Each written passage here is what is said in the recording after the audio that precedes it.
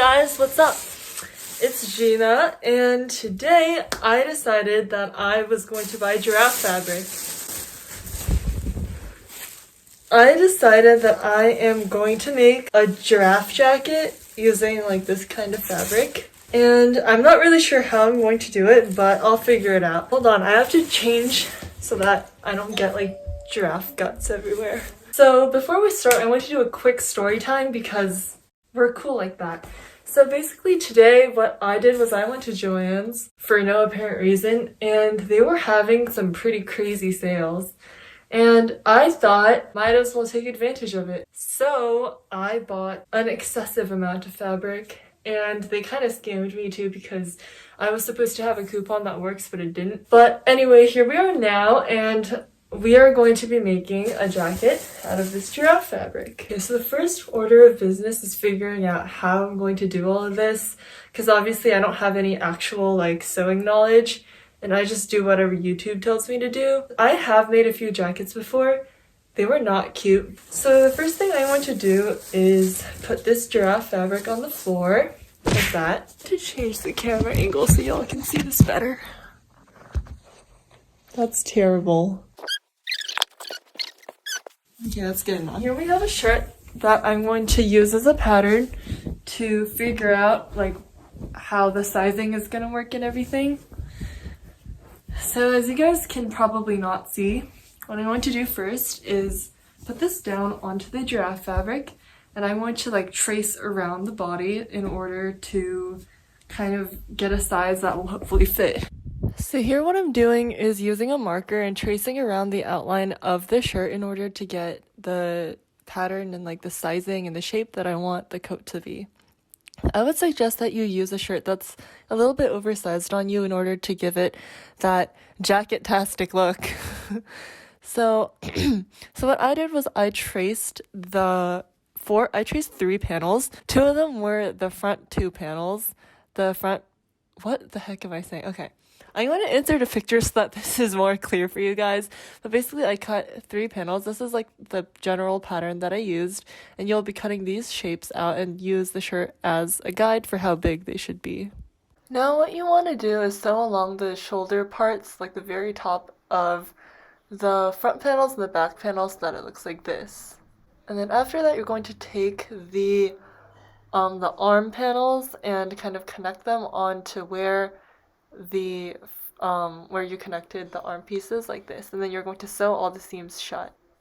Hi guys, so this is me 1 month later, and I really have no excuse for it other than I was just lazy. As you guys can probably tell, I also got a haircut in the meantime. I know I look like a coconut, we don't talk about it. I also kind of got carried away and accidentally, and by accidentally I mean that I got too lazy, made like most of the coat and I didn't film it.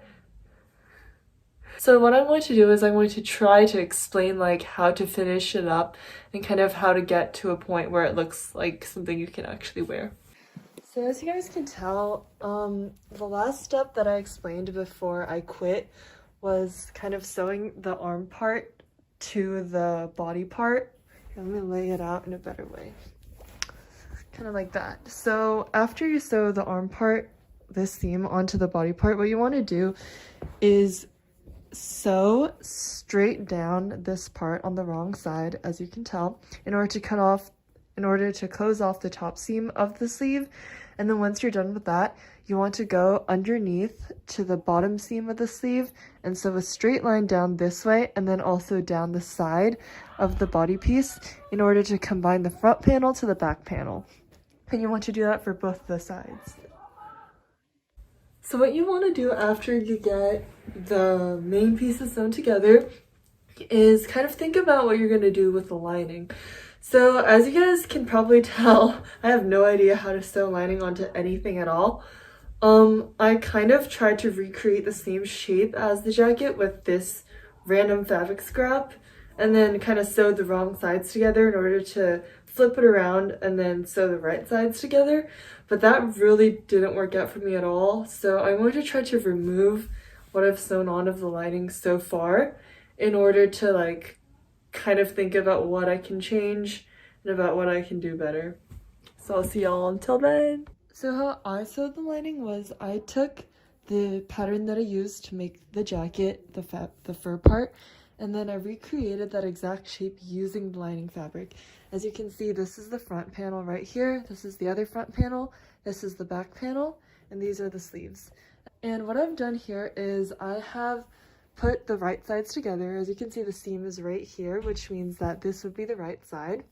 I put the right side of the lining and the right side of the fur part together and sewed along the side seam down here, along the top where the neckline is, and along the other side seam so that it kind of has like a U shape with the gap open at the bottom of the jacket. And then what I'm going to do is flip it inside out so that the right sides are facing out. Once you do that, it should look like this. If you have clear lining like I do, then you can probably see the seams inside of the two sewn fabric pieces, and it should kind of look like this, and the bottom will still be open. And then what you're going to do next is take the sleeves of the lining and you're going to kind of shove it into the sleeves of the fur.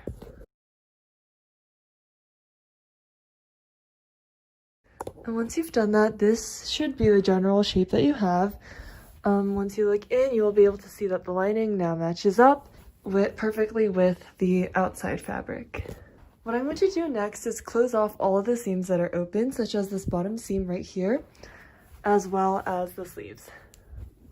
I'm also going to try to do some top stitching and attach and sew like a straight line down here so that it matches up with that, so that the lining doesn't move around while you're wearing it.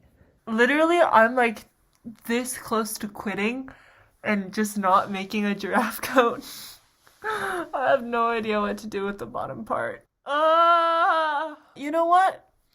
I came this far and I didn't sew lining badly just to quit. So I'm just going to finish this up as quick as I can and just like move on with my life, let that all behind me. This is December 31st. We're going to drop our toxic friends like the giraffe coat behind.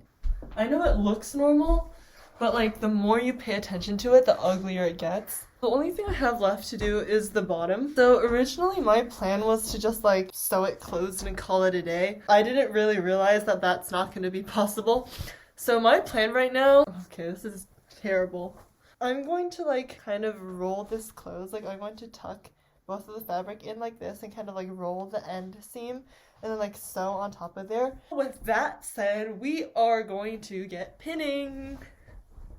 So before you get started, I'm going to cut off any of the excess fabric with my rotary cutter. If you don't have one, I 100% suggest it. It is life-changing. It is beautiful. It is everything that I am not. And then you're going to fold in the raw edges like I did in the video and pin them all in place so that it doesn't move while you're sewing it. Once you're done pinning, the hem should look like this. And here I am taking it over to the sewing machine and sewing it.